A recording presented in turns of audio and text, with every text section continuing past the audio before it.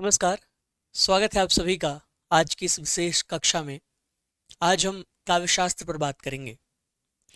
बहुत ही गंभीर विषय है और बहुत महत्वपूर्ण विषय है। हमारी सीवीटी पीजी के लिए भी हिंदी का एक महत्वपूर्ण हिस्सा है। और कुछ बातचीत पहले इसके संदर्भ में कि है क्या ये, और उसके बाद हम इसमें प्रवेश करते हैं। नाम स्पष्ट है, काव्य शास्त्र।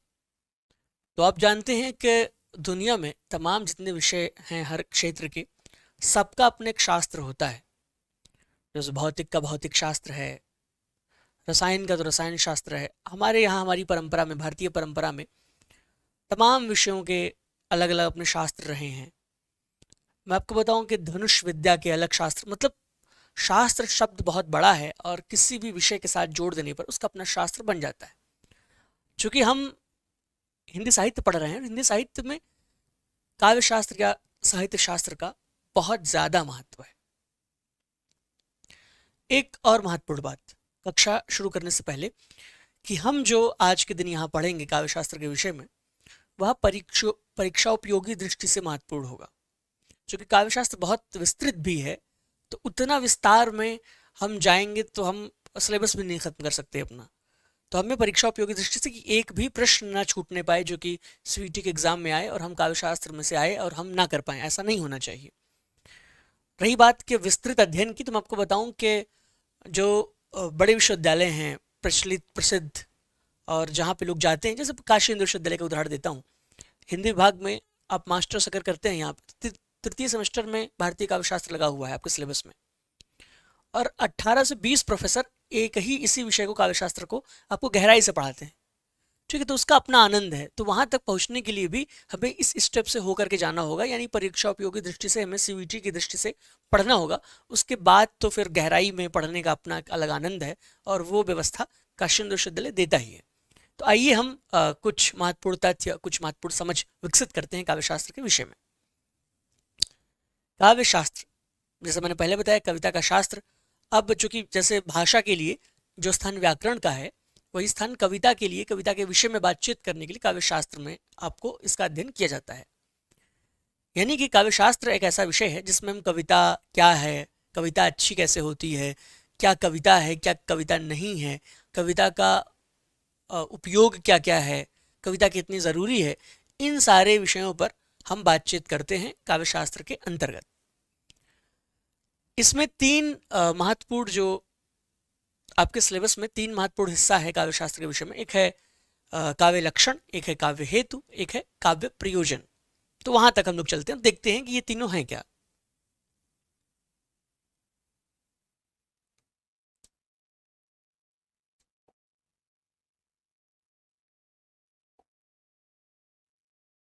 ठीक है, तो काव्य के लक्षण। अब लक्षण किसी भी विषय में जब हम प्रवेश करते हैं तो हम, जैसे मैं आपको बताऊं, जैसे कोरोना के बारे में बात चलती थी, कोरोना के लक्षण, व्यक्ति खांस रहा हो और उसको जुकाम हो, तमाम चीज़ें आप याद होगा आपको।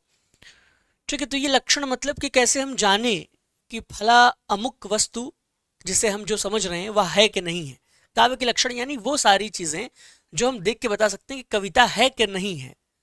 इसे डिफ्रेंशिएट करने के लिए आपको ये मालूम होना चाहिए, कविता का लक्षण यही है कि कविता क्या है या कविता में क्या क्या तत्व होने चाहिए।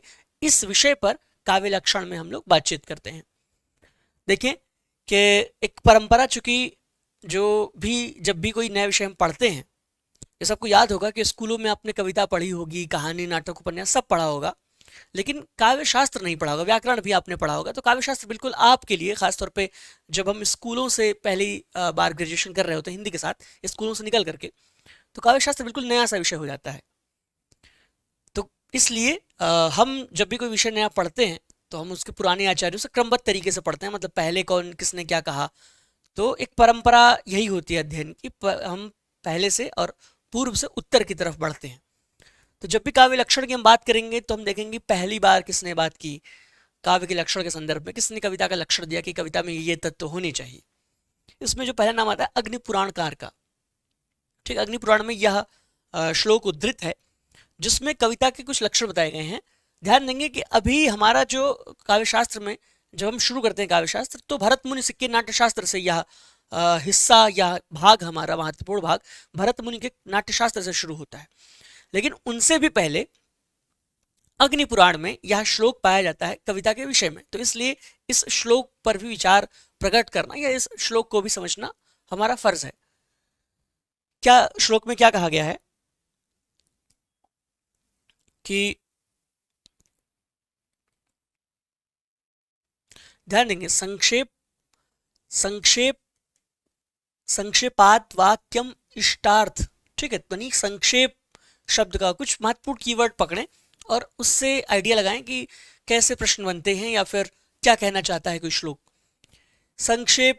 संक्षेपीकरण होना चाहिए कविता के लिए। जो महत्वपूर्ण अग्नि पुराण में इस श्लोक में जो बात की गई है कि संक्षेप में वाक्य लिखे हों, यानी कि पूरी न्यूज़पेपर जैसी कोई बात ना हो लंबी चौड़ी बढ़ा चढ़ा के। जैसे कविता के साथ क्या बताया जाता है कि कविता बहुत कम शब्दों में अपनी बात कह देती है। जैसे वो तमाम आप दोहे देखते होंगे, उसमें बहुत शॉर्टकट तरीके से एक ही लाइन में, या फिर शेर व शायरी आप देखते होंगे एक ही लाइन में बात कह दी जाती है। जैसे फिराक गोरखपुरी का एक शेर है कि तेरे आने की क्या उम्मीद मगर कैसे कह दूं कि इंतजार नहीं। ठीक है, अब इसको विवेचना आप करेंगे तो देखेंगे एक लंबी चौड़ी बातचीत निकल के आ रही है कि कोई व्यक्ति है जो किसी व्यक्ति का इंतजार कर रहा है, बहुत सालों से कर रहा है और वो व्यक्ति नहीं आ रहा है। तमाम उसकी व्याख्या में आप देखते होंगे, कविता की 2 लाइनों की व्याख्या में आप 2-4 पेज लिख सकते हैं। तो कैसे लिख लेते हैं? क्योंकि वो कविता संक्षेप में लिखी हुई थी, उसका अर्थ तो 2-4 पेज का ही है, लेकिन वो संक्षेप में लिखी हुई, तो यही संक्षेप है। संक्षेप में हो जो वाक्य और इष्टार्थ, ऐसा संक्षेप में लिख रहे हैं तो कुछ भी नहीं लिख रहे हैं, उसका एक अभीष्ट, एक अर्थ होना चाहिए, एक निश्चित अर्थ होना चाहिए जो आप चाह रहे हैं कि आप अपने पाठकों को वो बताना चाह रहे हैं। अगर आप बतौर कवि लिख रहे हैं कोई वाक्य, तो आप चाह रहे हैं कि आपके पाठक ये बात को समझें। आगे हम देखते हैं, पदावलियों की बात करते हैं और काव्य के साथ क्या कहते हैं कि काव्य में अलंकार होना चाहिए और गुण युक्त होना चाहिए और दोष वर्जित होने चाहिए। यानी कुछ बातें बताते हैं कि वाक्यों का संक्षेपीकरण हो, अलंकार से युक्त हो, गुण से युक्त हो और दोष नहीं हो। ये कुछ बातें अग्नि पुराणकार ने हमें बताई हैं कविता के विषय में। उसने कविता के अपने इस तरह से लक्षण दिए हैं। हमारा जो काव्य शास्त्र वो भरत मुनि के नाट्य शास्त्र से शुरू होता है। 2री शती की कृति है यह और 36 अध्यायों में और 5000 श्लोकों में यह पुस्तक विभक्त है। भरत मुनि से हम लोग जब हम लोग भरत मुनि के साथ काव्य शास्त्र के सम्यक जो शुरुआत है वह मानते हैं। भरत मुनि ने क्या कहा है? ध्यान दें कि भरत मुनि ने कविता पर बातचीत नहीं की है, नाटक पर बातचीत की। उनकी कृति का नाम है नाट्यशास्त्र। तो उनका जो ध्येय रहा है वो नाटकों के संदर्भ में, नाटकों के लक्षण, नाटक लिखने के करने के फायदे बताए हैं उन्होंने। लेकिन चूंकि नाटक में भी कविता का कुछ हिस्सा आता है, संवाद का हिस्सा, या फिर जो सूत्रधार है वह कुछ कहता है, नटी कुछ कहते हैं, कविता के माध्यम से अपनी बातें करते हैं। नाटक के बीच में, जैसे फिल्मों के बीच में गाने आते हैं, वैसे नाटकों के बीच में कविताओं का हिस्सा है। तो भरत मुनि ने वहाँ पे यह बात की है। कविता के विषय में कोई बात नहीं की है, लेकिन चूंकि साहित्य शास्त्र में जब हम जड़ तक पहुँचने की कोशिश करते हैं कि कहाँ से बातचीत शुरू हुई, तो हम भरत मुनि तक पहुँचते हैं। हम कह सकते हैं एक बुनियाद के पत्थर हैं भरत मुनि। तो भरत मुनि ने क्या कहा है कि मृदु ललित पदाढ़्यम और गूढ़ शब्दार्थहीनम। भरत मुनि का अपना ये लक्षण है कविता के संदर्भ में कि मृदु ललित पदाढ़्यम, यानी जो पद हो वह मधुर हो, मृदुल हो, मतलब ऐसा ना कर्कश ना हो। कविता की शर्तें बता रहे हैं, कविता में क्या क्या होना चाहिए। तो मनोहारी पद हो, यानी सुनने में अच्छे लगें। और क्या है? गूढ़ शब्दार्थहीनम, बहुत ऐसा कुछ बहुत कॉम्प्लेक्स आप कविता में ना दे दीजिए कि कोई समझ ही ना पाए। तो देखिए भरत मुनि की लोकवादी चेतना है यहाँ पर। वह किस तरह से, चूंकि नाटक के व्यक्ति थे, नाटक में तो सब कुछ संप्रेषणीय करने का प्रयास किया जाता है। कविता से ज्यादा संप्रेषणीय विधा है नाटक। अभिनय भी है, और अभिनय भी है या यूं कहें कि हम उसके साथ संवाद भी है, गाने की भी योजना होती है, कविता भी होती है, सब कुछ होता है नाटक में। तो भरत मुनि ने इस नाटक के विषय में क्या कहा था कि दुनिया में ऐसी कोई कला नहीं है जो नाटक में ना हो, ऐसा कोई ज्ञान नहीं जो नाटक में ना हो। तो यही बात है कि वो क्या कहते हैं कि गूढ़ शब्दार्थहीनम, भरत मुनि की नजर में गूढ़ शब्दार्थ ना हो, मतलब कोई टफ वर्ड्स ना आए कविता में। जनपद सुख बोध्यम, यहाँ जनपद शब्द वो हमारे डिस्ट्रिक्ट वाला नहीं है, उस समय जनपद आम जन की बात ये कर रहे हैं, उनको सुख मिले आपकी बातों को सुन करके, कविता के साथ कवियों को सुनकर, नाटक को देख के आनंद मिले, यह भी होना चाहिए। एक लक्षण दे रहे हैं ये कविता के विषय में। और क्या है, युक्तिम नित्य योज्यम, ठीक है। तो ये इनके यहाँ है, चूंकि नाटक के संदर्भ में बात कर रहे हैं तो कुछ चीजों को हम लोग छोड़ेंगे क्योंकि नाटक के विषय में बात हो रही है। बहुरसकृत मार्ग सन्निसंधान युक्तम, बहुत रसों से युक्त हो। अब चूंकि ये ध्यान देंगे कि नाटक के विषय में इनकी सारी बातचीत है, अगर आप देख रहे होंगे नाटक प्रेक्षकाणाम, तो यह सारी बातें इनकी नाटक के संदर्भ में, लेकिन चूंकि पहले आचार्य हैं इसलिए हम इन्हें पढ़ रहे हैं। तो उन्होंने नाटक के विषय में, जैसे बहुरसकृत मार्ग मतलब बहुत रसों से युक्त हो, जैसे आप जानते हैं 9 रस जो प्रमुख होते हैं, जो कह रहे हैं कि बहुत सारे रस हों उसमें। और संधिसंधान युक्तम, कई सारी संधियां मतलब कई सारे जोड़ हों, जैसे अंक वाइज जो डिवाइडेशन है वह होना चाहिए, ठीक है। तो ये नाटक के विषय में भी इनकी बातें निकल के आ रही हैं। सा भवति शुभ काव्यम, और कई सर्गों में होता है जो कोई काव्य होता है। पहले तो ये चीज़ें, अब तो चूंकि छोटी छोटी कविताएं होने लगी, पहले ये महाकाव्य की या फिर किसी बड़े काव्य की यह भी विशेषता होती थी, कई सर्गों में बद्ध होता था, कई संधियां उसमें होती थी, तो उसी की बात कर रहे हैं भरत मुनि। सा भवति शुभ काव्यम नाटक प्रेक्षकाणाम, तो इनकी बातें हम लोग अगर ध्यान दें, ओवरऑल इन क्या कह रहे हैं, मृदु ललित पद, गुण शब्दार्थहीन, जनपद लोगों को आनंद देने वाला हो, कई रसों से युक्त हो, संधिसंधान से युक्त हो, और वो ही अच्छा काव्य है इनकी नजर में भरत मुनि के। ठीक है, आगे बढ़ते हैं हम। भरत मुनि की बात हो गई। भामह कविता पर सम्यक रूप से बात करने वाले काव्यशास्त्र में पहले आचार्य भामा हैं। उनके ग्रंथ का नाम आप देख रहे हैं काव्य अलंकार है। तो ये सारे महत्वपूर्ण प्रश्न भी बनते हैं परीक्षा में कि जैसे भरत मुनि के ग्रंथ का क्या नाम है, तो नाट्यशास्त्र। भरत मुनि अगर आपको दे दे क्रम से लगाइए, ठीक, भरत मुनि, भामा, दंडी, सारे लोगों को क्रम से लगाइए। तो इसलिए भी आपको पता होना चाहिए कौन किस ईस्वी में था। जैसे भरत मुनि को 2री शताब्दी का माना जाता है, भामा आते हैं 6वीं शताब्दी के हैं। काव्य अलंकार इनके ग्रंथ का नाम है। 6 परिच्छेदों में यह ग्रंथ विभाजित है। कविता के लक्षण के तौर पे, यानी कविता में क्या क्या चीजें होनी चाहिए, भामा उस विषय में क्या कहते हैं हम देखते हैं। शब्दार्थो सहितो काव्यम गद्यम पद्यम च तद्विधा। तो शब्दार्थो, ठीक है, शब्दार्थ होना चाहिए। अब शब्दार्थ तो बहुत साधारण सी बात आपको लग रही है। शब्दार्थ मतलब क्या, ये भी तो शब्दार्थ ही है ना। मैं जो बोल रहा हूं, शब्द आपसे बोल रहा हूं, उसका अर्थ आप ग्रहण कर, मैं कह रहा हूं घोड़ा, मैं कह रहा हूं घोड़ा को कल्पना कीजिए घोड़ा। अब आपके दिमाग में घोड़ा आ रहा होगा, ठीक, कोई भी घोड़ा। तो ये क्या है, ये शब्दार्थ ही तो है। मैंने शब्द उच्चारण किया घोड़ा और आप घोड़े का अर्थ जान गए, आपके दिमाग में आ गया। तो भामा इसी शब्दार्थ की बात कर रहे हैं। शब्दार्थो सहितो काव्यम गद्यम पद्यम च तद्विधा। तो ये इतना महत्वपूर्ण ज्यादा है। परीक्षा में कई बार आप देखेंगे कि यही आपसे पूछ लिया कि शब्दार्थो सहितो काव्यम, यह किसकी पंक्ति है, किसका सूत्र है, तो भामा का है। कह रहे हैं कि शब्द और अर्थ के साथ जो है, शब्द और अर्थ सहित होता है काव्य। गद्यम पद्यम, 2 विधाओं की बात कर देते हैं कि इसकी 2 विधाएं हैं, गद्य और पद्य। ध्यान देंगे एक इस विषय में, जरा सा इस बात को ध्यान दें कि शब्द और अर्थ, ये 2 चीजें कविता में होनी चाहिए। अब देखिए कितनी साधारण सी बात है ये।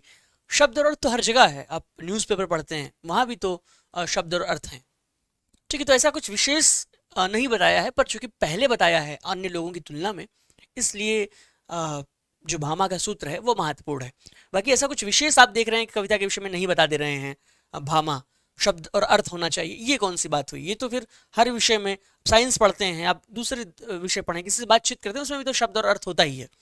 लेकिन चूंकि भामा है इसलिए महत्वपूर्ण है, शुरुआती आचार्य हैं, प्रथम परिच्छेद में बात कही है। आगे हम लोग देखते हैं कि दंडी इस विषय में क्या कहते हैं। दंडी भामा के तुरंत बाद के आचार्य हैं, 7वीं शताब्दी के आचार्य हैं।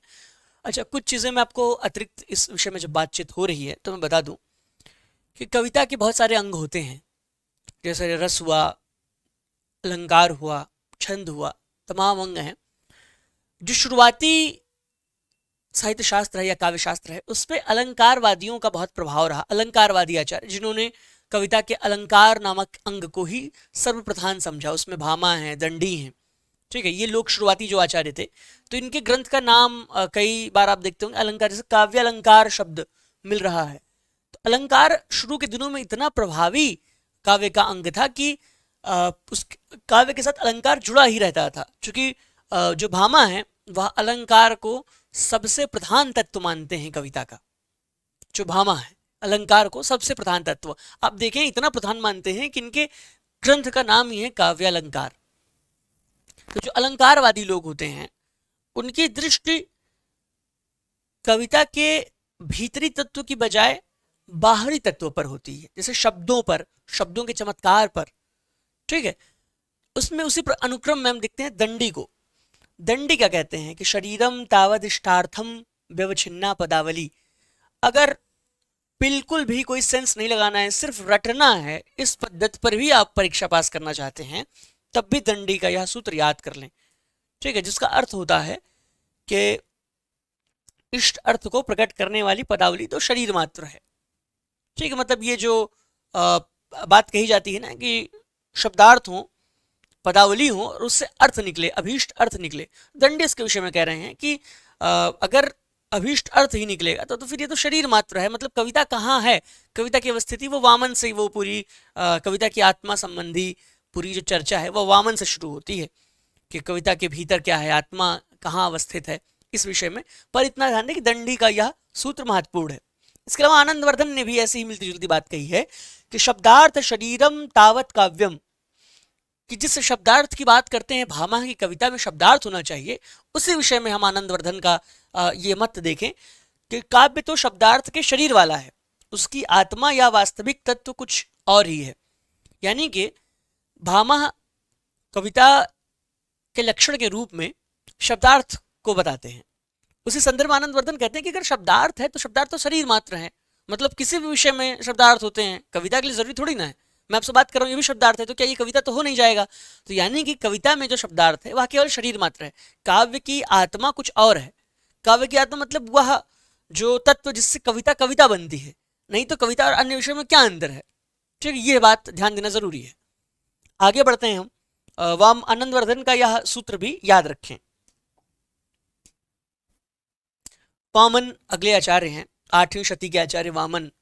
इनके ग्रंथ का नाम है काव्य अलंकार सूत्र। 5 परिच्छेदों और 319 सूत्रों में यह ग्रंथ विभाजित है। वामन उस प्रक्रिया में, जब से साहित्य शास्त्र शुरू हो रहा है, जिसमें वामन से पहले भामा और दंडी आ चुके, दोनों अलंकारवादी थे। वामन अलंकारवादी नहीं है, रीतिवादी आचार्य। आपसे कभी पूछा जाएगा परीक्षा में कि रीति जो संप्रदाय है उसके प्रवर्तक कौन है, तो यह भी प्रश्न याद रखें कि वामन उनका नाम है, वामन, ठीक है। ये भी कुछ बात कहते हैं कविता के विषय में, इन्होंने भी अपना सूत्र दिया कविता के लक्षण के रूप में। क्या कहते हैं वामन? कि वामन कहते हैं कि काव्य शब्दो अयम गुणलंकार संस्कृतयो शब्दार्थयो वर्जते, शब्दार्थयो वर्तते, ठीक है। तो कविता के लिए वामन के यहाँ क्या क्या है कि शब्द जो है वो गुण और अलंकार से सुसंस्कृत होने चाहिए, यानी गुण और अलंकार से सुसज्जित रहें, सुंदर रहें, ठीक है। और शब्दार्थ, शब्दार्थ शब्द तो यह भी लाते हैं भामा जैसा, शब्दार्थ शब्द इनके पास भी है कि शब्द और अर्थ होना चाहिए। और ये अब देखेंगे शब्दार्थ शब्द बार बार आपको लोगों के यहाँ मिलेगा, यानी कविता की बहुत बेसिक जरूरत है कि शब्द और अर्थ रहें। बिना शब्द और अर्थ के आप कविता कहाँ कर देंगे, ठीक है। शब्दार्थ रहे और क्या है, गुण अलंकार से जो युक्त होना चाहिए कविता। तो ये जो बातें हैं वो वामन कह रहे हैं, इनके भी सूत्र को हम लोग याद रखेंगे। और वामन कुछ और बातें कहते हैं, वो हालांकि काव्य लक्षण नहीं है पर सूत्र है कविता के विषय में, वामन ने जो दिया है अलंकार के विषय में, तो उस पर भी हम लोग नजर डालते हैं। वामन काव्यम ग्राह्यम अलंकारात, अलंकार के संदर्भ में कहते हैं कि जो अलंकार है वो कवित्व के लिए कितना महत्वपूर्ण, उस विषय में वामन अपनी बात कहते हैं। और ये अलंकार के विषय में कहते हैं कि सौंदर्यम अलंकारम, ठीक है। मतलब अलंकार को, अलंकार के सौंदर्य को या फिर अलंकार की महत्ता को यह भी सूत्र स्पष्ट कर रहा होता है। एक बात ध्यान देंगे आप कि जब अलंकार संप्रदाय शुरू होता है, भामा से हम मानते हैं कि भामा अलंकार संप्रदाय के प्रवर्तक आचार्य हैं, और भामा के बाद दंडी आते हैं। भामा हैं 6वीं शती में, दंडी आते हैं 7वीं शती में। दंडी आके अलंकार के विषय में परिभाषा देते हैं कि काव्यस्य शोभा अलंकारान प्रचक्षते। काव्य की शोभा बढ़ाने तत्व को अलंकार कहते हैं। ये परिभाषा आपने बहुत पहले सुनी होगी स्कूल टाइम से ही।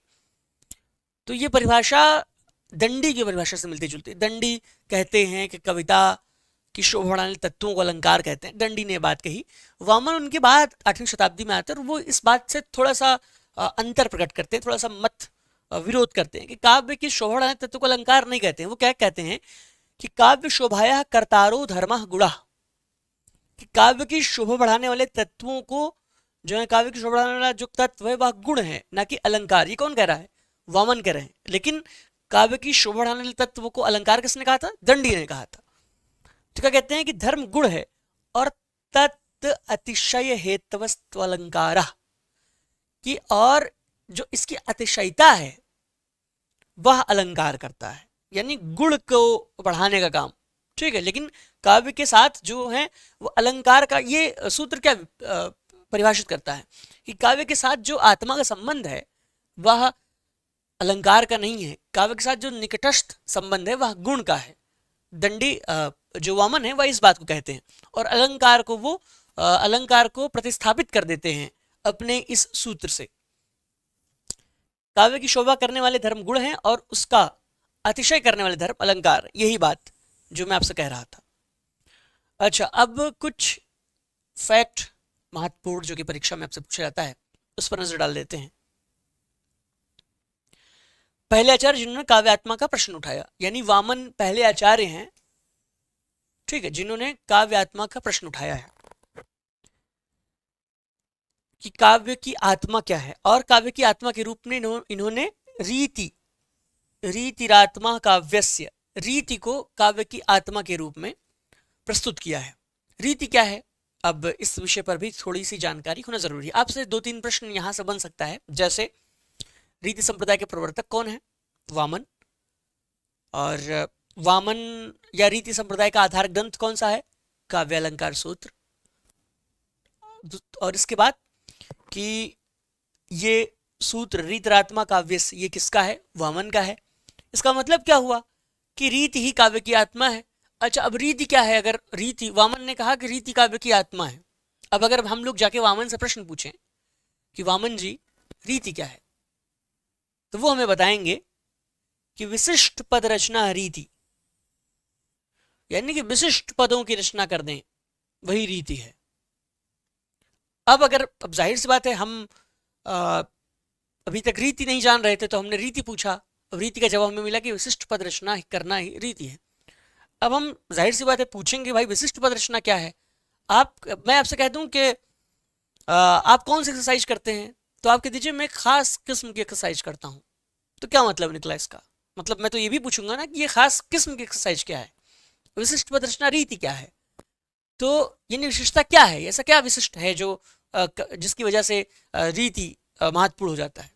तो वामन उसका जवाब देते हैं कि विशेषौ गुणात्मा, यानी गुण से युक्त होना ही विशेष है और यही विशेष पद रचना रीति बनती है। यानी कि यहां से हम चले थे, वामन रीति संप्रदाय के प्रवर्तक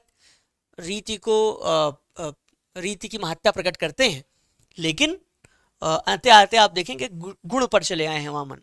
तो यानी कि यही बात वामन अपनी दोहरा रहे हैं कि जो काव्य का नजदीकी निकटस्थ अवयव है, कविता के जो बहुत नजदीक है, वह गुण है। आगे बढ़ते हैं।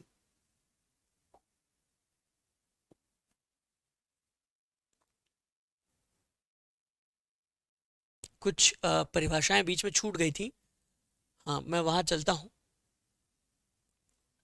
रुद्रट ने भी यही बात कही है। इन्होंने कुछ विशेष बात ऐसी नहीं कही है, जरा सा मुझे लग रहा है कि अब शायद ब्लर हो रहा है।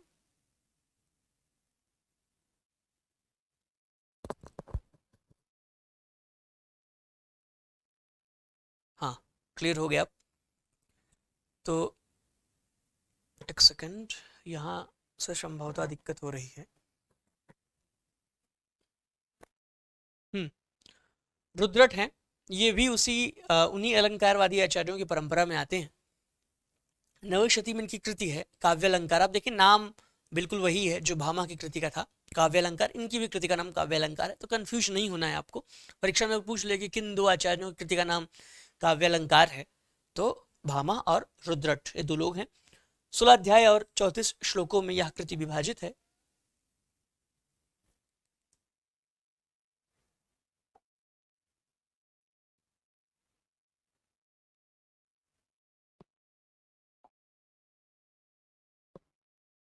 सोलह अध्याय और 734 श्लोक। अब इन्होंने कुछ विशेष ऐसी अपना सूत्र कोई विशेष नहीं दिया है कविता के विषय में, कविता के लक्षण को प्रकट करने के लिए। ननु शब्दार्थ हो काव्यम, ये भी वही बात कह रहे हैं जो भामा कह रहे थे कि शब्दार्थ ही कविता है, निश्चित ही शब्दार्थ ही कविता है, तो कुछ विशेष नहीं है। आगे बढ़ते हैं हम, लेकिन महत्वपूर्ण है। कुंतक क्या कहते हैं? कुंतक के विषय में भी 2-3 तथ्य जो कि परीक्षा उपयोगी दृष्टि से बहुत महत्वपूर्ण है। कुंतक वक्रोक्ति संप्रदाय के प्रवर्तक हैं और इनकी महत्वपूर्ण कृति का नाम है वक्रोक्ति जीवितम। 10वीं शती कृति है, 4 उन्मेषों में विभक्त है। ये वक्रोक्ति संप्रदाय के प्रवर्तक है। वक्रोक्ति क्या है? वक्र का अर्थ आप जानते हैं टेढ़ा होता है, कर्व, ठीक है, और उक्ति यानी कि टेढ़ी बात, शब्द का अर्थ ये हुआ। पर कविता में जो है कुंतक जो बात कहना चाह रहे हैं वो ये है कि बातें जब घुमा फिरा की कही जाती हैं तब कविता बनती है, यानी सीधे सीधे सपाट बयानी कविता में नहीं होनी चाहिए। और ये वक्रोक्ति संप्रदाय के प्रवर्तक हैं कुंतक। ये सारे फैक्ट, वक्रोक्ति जीवितम इनका ग्रंथ है, ये सारे फैक्ट बिल्कुल कंठस्थ कर लें क्योंकि यही परीक्षा में पूछा जाएगा। कविता के विषय में क्या कहते हैं ये कि शब्दार्थ होने चाहिए, वही बात जो सारे लोग कह रहे हैं, पहले से भामा के समय से कह रहे हैं। सहितो और वक्र कवि व्यापार शालिनी, ठीक है, तो वक्रता की बात कर रहे हैं कविता में, यानी कि बातें घुमा फिरा के कही जाए। मतलब सीधी सीधी बात कहेंगे तो कहाँ कविता हो पाएगी। कविता में आप देखते होंगे ना कि दूर से घुमा के हम पहुंचते हैं कविता तक। किसी भी कविता में आप देख लें, तमाम उपमाएं देते हैं। उपमाएं वगैरह क्यों दे रहे हैं? यही सब उपमाएं वगैरह दे रहे हैं, सब वक्रताएं ही हैं। आप बातें घुमा फिरा के कह रहे हैं। बंदे व्यवस्थित काव्यम तद विद आह्लादकारिणी, यानी कि एक तो ये बात कर रहे हैं कि वक्रता होनी चाहिए, एक पूरी जो है बंधों की व्यवस्था की बात कर रहे हैं, और क्या है कि आह्लादकारिणी हो। कविता के विषय में क्या कह रहे हैं? आह्लादकारिणी यानी आनंद देने वाली। वही बात जो जनपद सुखबोध्यम हमने कुछ देर पहले देखा था, भरतमुनि कह रहे थे, यही बातें कह रहे हैं कि हृदय को आनंद प्रदान करें, कुंतक कह रहे हैं। एक बात और है, चूंकि वक्रोक्ति को एक संप्रदाय के रूप में खड़ा करने वाले आचार्य कुंतक हैं, लेकिन ऐसा नहीं है कि कुंतक अचानक से वक्रोक्ति शब्द का प्रयोग कर दिए साहित्य में। उससे पहले भी जो वक्रोक्ति है वह एक अलंकार के रूप में प्रयोग की जाती थी अलंकारवादियों के द्वारा, ठीक है। तो एकदम नया शब्द नहीं इजाद किए हैं कुंतक। ध्यान दें कि भामा ने वक्रोक्ति के विषय में क्या कहा है कि सैषा सर्वत्र वक्रोक्ति। कहने का मतलब ये है कि साहित्य में, यानी कि अगर हम एक शब्द में अगर ये बात कहें तथ्य के हिसाब से, तो सारे अलंकारों के मूल में भामा ने वक्रोक्ति को ही माना है कि सभी जगह जहां भी कविता है, यानी कि जहां भी अलंकार है वहां पे वक्रोक्तियां हैं। तो ये बातें बहुत कॉमन सेंस की बात है कि चूंकि कविता बनती ही है, आनंद, कविता के अभिप्राय में आनंद रहता है, और जब आप बात घुमा फिरा के कहते हैं तो कविता बनती। सीधी सीधी बात कहेंगे तो फिर बातचीत हो जाएगी, कविता कहाँ रह जाएगी। तो वक्रोक्ति यही है। आगे बढ़ेंगे हम, चूंकि हमें बहुत डीप में नहीं जाना है। डीप में जाने के लिए बड़े बड़े विश्वविद्यालय हैं भी, आप एग्जाम वगैरह निकालें और सीयूटी, क्योंकि बहुत अभी डीप में चले जाएंगे आप तो एंट्रेंस भी नहीं निकलेगा, ठीक है, क्योंकि वहाँ फिर वही रटी रटाई चीज़ें आपसे पूछते हैं, बिल्कुल सतही स्तर, बहुत सतह की चीज़ें आपसे पूछेंगे। तो इसलिए ज़रूरी है कि दिमाग में याद भी करते रहें। बाकी पूरा मास्टर्स पड़ा हुआ है ज्ञान सागर में गोते लगाने के लिए। आगे बढ़ते हैं हम। मम्मट बहुत महत्वपूर्ण आचार्य हैं, और मम्मट की विशेषता ये है कि मम्मट ने अपने से पहले के सभी आचार्यों की बातों को अपनी पुस्तक काव्य प्रकाश में उसको मेंशन किया है कि पहले के आचार्यों ने क्या क्या कहा है। तो एक तरह की बहुत कंप्लीट बुक है मम्मट की काव्य प्रकाश। ग्रहण शती के आचार्य हैं 10 उल्लासों में। उल्लास और जो मैं बार बार अन्य सारे शब्दों का प्रयोग करूँ, दरअसल चैप्टर्स को इंगित करता हुआ ये सारे शब्द हैं। उल्लास में, कहीं उन्मेष में, अलग अलग नाम है, पर इसका मतलब अंततः चैप्टर ही है।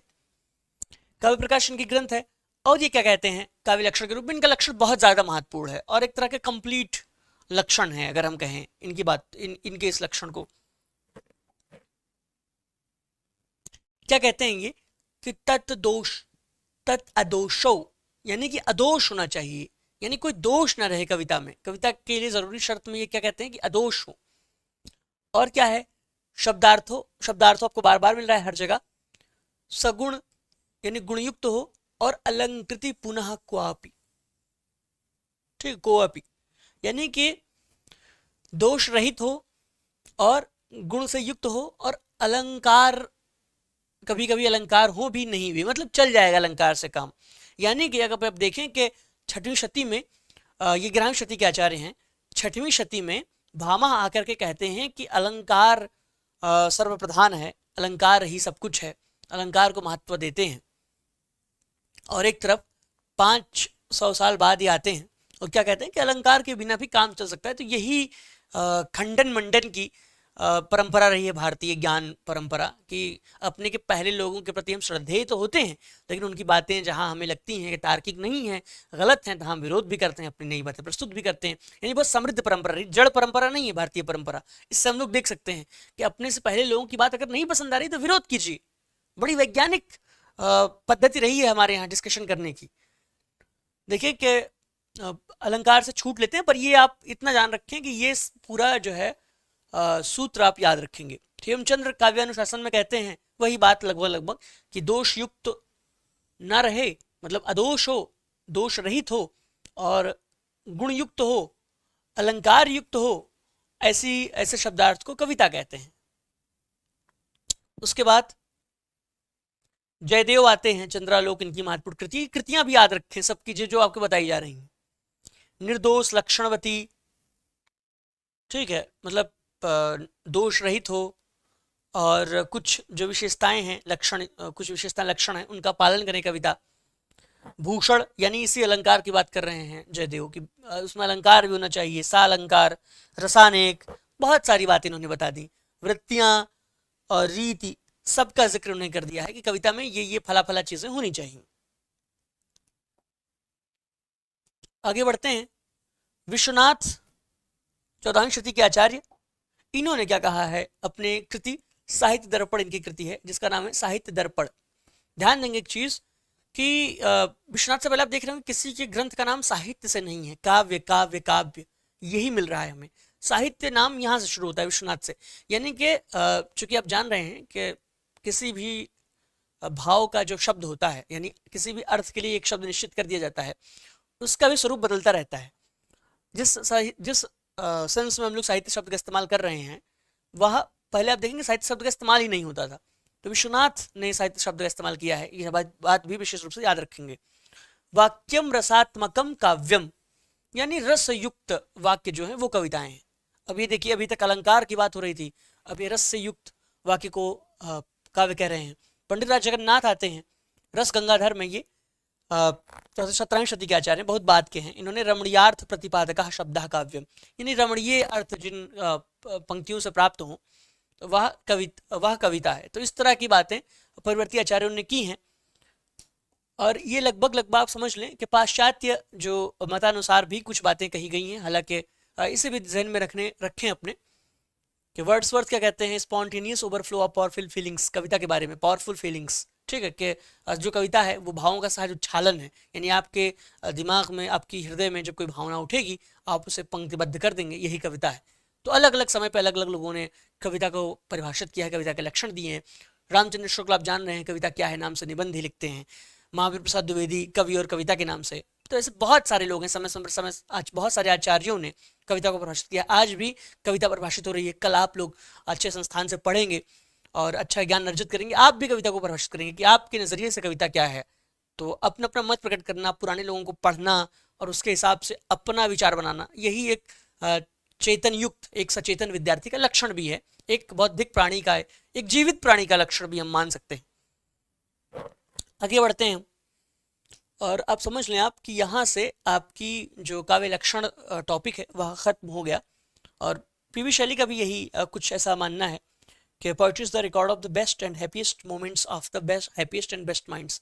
तो ये अलग अलग अब उनकी अपनी परंपरा है, उन्होंने इमोशंस पे बात की, बहुत वैज्ञानिक तर्क नहीं दे रहे हैं ये लोग। जितना भारतीय काव्य शास्त्रियों ने बड़े वैज्ञानिक विवेचन के साथ कविता की बात की है, उतना वैज्ञानिक ये नहीं है, लेकिन इनकी भी बातें विचारणीय हैं। तो आज की कक्षा हम लोग यहीं समाप्त करते हैं। हाँ, एक ज़रूरी सूचना ये है कि अगर आप अब चूंकि 1-2 महीने मुश्किल से बचे हैं इंट्रेंस एग्जाम के लिए, अगर आप CVT MA हिंदी की तैयारी करना चाह रहे हैं स्टडी कैपिटल के जरिए, तो जल्दी से जल्दी आप कोर्स से जुड़ जाएं। डिस्क्रिप्शन में कॉन्टैक्ट नंबर दिया हुआ है, आप उससे जुड़ जाएं। क्रैश कोर्स 2 महीने में पूरी तैयारी आपकी हो जाएगी, निश्चित रहें इस विषय पर। तो हम लोग अक्षर समाप्त करते हैं। धन्यवाद।